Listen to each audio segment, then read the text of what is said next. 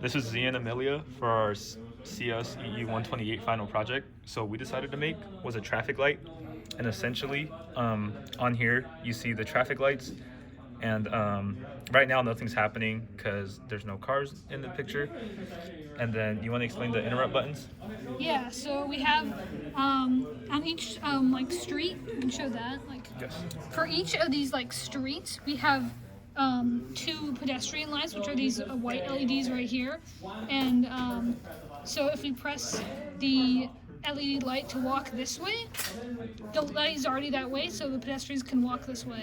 And then after a while, it'll flash as a warning, and then it will turn off. And the reason why these lights are in sync is because if you think about it, if cars can go this way, cars cannot cross here, meaning there's a walk sign and people can walk no matter what because there's red lights here regardless. And these are representative of real life intersections, and there are intersections placed like this at UCR outside of North District 2. Yep. And then if we instead want to go this way, then it will have to change so that the pedestrians can walk that way. So it'll cycle through yellow and then red, and then it'll go to the other direction, and the pedestrians can walk that way. And now this symbolizes pedestrians can't walk this way. Yes. And essentially, after this, as we know there was no cars, we'll go back to the same orientation. After our walk signs stop, we know it's no longer safe to walk. And then our lights stay because we know there's no cars. Now, keep in mind this intersection represents this to where this symbolizes bit 0. And essentially, this is important to know because we actually communicate our sensors through a YOLO model. And here we essentially have grids that symbolize bit 1, 2, bits 0, 1, 2, and 3. And if you see on the laptop side, we have a YOLO model that can see the screen, and it constantly will output 4 bits to represent if cars are in the intersection. So here, you can 0.5 it and then just hold it.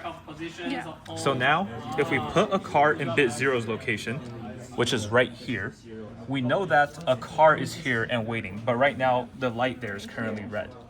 So if we put the car here, we will see that our traffic light will cycle Yep.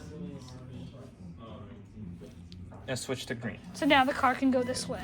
And right now there's no other cars for any other intersections, but if we need to cross going this way, we know that, well, the cars must now stop, so our light will also stop. Yep.